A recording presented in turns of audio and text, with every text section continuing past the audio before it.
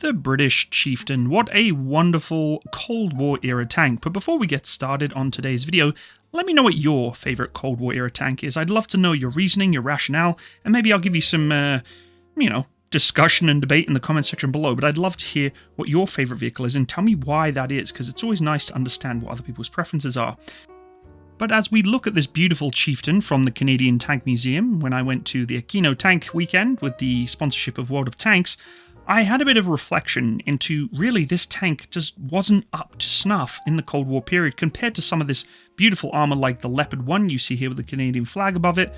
In terms of reliability, this vehicle is just not up to par, and ironically, during the Aquino Tank weekend, this vehicle was one of them that actually failed. Yes, she broke down, and as we look at these wonderful oily exhausts, it reminds us that the Chieftain Main Battle Tank, although a formidable yet flawed warrior, is just something you have to love to hate and hate to love. The Chieftain Main Battle Tank was introduced in the 1960s, representing a significant leap in British armoured warfare. Designed to counter the Soviet threat during the Cold War, the Chieftain was very much given praise for its exceptional firepower and formidable armour. However, beneath its imposing exterior, the Chieftain was beset by a series of technical issues that severely undermined its reliability and operational effectiveness, and at the key of this was a power plant of problems. Pardon the pun. At the heart of the Chieftain's reliability issues was its engine. The Leyland L60, a 19-litre, two-stroke multi-fuel engine, was a very ambitious design intended to run on a variety of fuels including diesel, petrol and kerosene. The idea was to provide a flexibility in fuel supply, which was seen as a strategic advantage during the Cold War. However, the L60's engine was very proven to be its massive downfall. The L60 struggled to deliver the required horsepower for the Chieftain's 55-ton weight, producing only about 650 horsepower at its peak, far less than needed for its optimal performance. And may I remind you that the Warrior's power plant, which is an infantry fighting vehicle at about 35 tons, had about 700 horsepower. So you look at the comparison of a 55-ton main battle tank only getting 650, yeah, it's not doing so well. This power deficit made the tank sluggish, particularly in off-road conditions where mobility was crucial. The engine's underperformance was persistent enough as an issue throughout the Chieftain's service life, leaving crews extremely frustrated by the tank's lack of speed, agility compared to its contemporaries. Moreover, the engine's complexity and decision to opt for a multi-fuel capability introduced several mechanical vulnerabilities.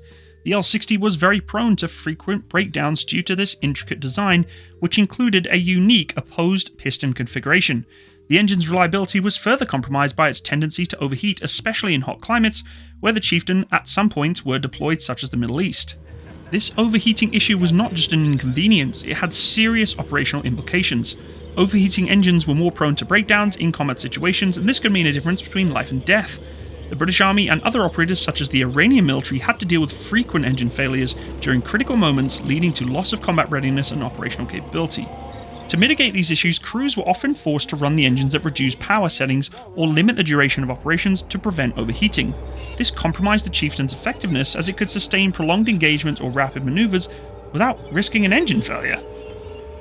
In addition to engine and cooling problems, the Chieftain's suspension system also faced significant criticism. The tank was equipped with hydropneumatic suspension designed to provide a smoother ride and better handling over rough terrain. While this system offered some advantages in terms of comfort and ride quality, it was not as robust as expected. The suspension was particularly vulnerable to wear and tear during extended operations, especially in harsh environments. Components of the suspension system were prone to failure under the stress of prolonged use, requiring frequent maintenance and repairs. In the field, this meant that the Chieftain crews had to contend not only with engine issues but also the suspension that could fail unexpectedly, reducing the tank's reliability. The combination of these issues, an underpowered and unreliable engine, prone to overheating cooling system, and fragile suspension, significantly affected the Chieftain's operational performance. But of course, the tank was highly respected for its 120mm L11 rifled gun, capable of penetrating the armour of any contemporary adversary, and its mechanical shortcomings often overshadowed its beautiful battlefield strengths. The Chieftain's reliability issues were a constant source of concern for the British Army and the armoured units of the time. And operators of the armoured battle groups that actually used these things absolutely despised them mechanically. In operational environments where the Chieftain faced competition from more reliable tanks such as the American M60 or the Soviet T-62, these weaknesses were particularly glaring. The Chieftain's service life, although relatively long, was marked by a continuous struggle to improve this reliability through upgrades and modifications, such as the introduction of a more powerful Still Brew armoured package and the attempts to address the engine problems. However, these efforts were only partially successful. As newer tanks like the Challenger 1 and later Challenger 2 entered service, the Chieftain was completely phased out.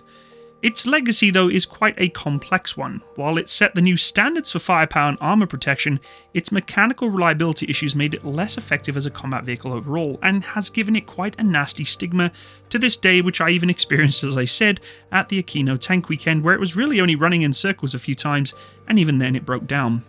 The lessons learned from the Chieftain's shortcomings were instrumental in the development of subsequent British tanks, which focused on improving engine reliability, cooling systems, and overall durability. In summary though, the Chieftain MBT is remembered as a tank with immense potential, but unfortunately was never fully realised due to those reliability issues. Its powerful gun and strong armour were very impressive on paper, but in practice these advantages were often negated by those mechanical failures that left it completely vulnerable on the battlefield, and taking the Remy to fix them up every day to get them back on the road or into the mud. The Chieftain serves as a cautionary tale in military vehicle design, highlighting the importance of balancing innovation with reliability to ensure operational effectiveness. And what I find most fascinating about the Chieftain is, yes, British Army tanks have learnt their lessons of operating engines and vehicles and power packs that have better reliability, but even then, I know for a fact Challenger 2's reliability is not exactly ideal. The power pack that I operated on and served many times to repair on was continually failing, and I'm hoping that when Challenger 3 does come out, the power pack is given a lot of attention to detail, because I have to say, as much as I love a 1200 horsepower twin turbo dieseled engine inside of the Challenger 2, it definitely had very common mechanical failures, whether it be via transmission or engine. We were pulling a lot of packs, and that's not saying that the Challenger 2 is completely useless and has no, engineering support to give it that mechanical standpoint of being reliable for a main battle tank. It is definitely reliable, but I don't think in modern day standards you could really put it into the realm of reliable, because it's just not. I think Leopard 2 Abrams is definitely taking Challenger 2 out to lunch when it comes to reliability of its power pack, and I'm hoping, as I said, Challenger 3 does try and address those issues, because I know what it's like to pull the packs out of those things. It's not enjoyable at 2 in the morning when your commander of your armoured battle group is like, hey, I need that call sign back on the road now. You want a vehicle that's reliable. So when you're pushing a 65-ton tank, you'd expect it to have a very powerful engine that is not only powerful but reliable. So we'll see what happens with Challenger 3. Thanks for watching today, folks. I hope you enjoyed it. I hope you learned a little bit about Chieftain's, inherent reliability issues and flaws that it kind of brought to its history. But that's life. That's what happens when you design new things that go into a combat scenario. You have to make sure they're reliable. Thanks for watching, folks. Have a wonderful day. All the best.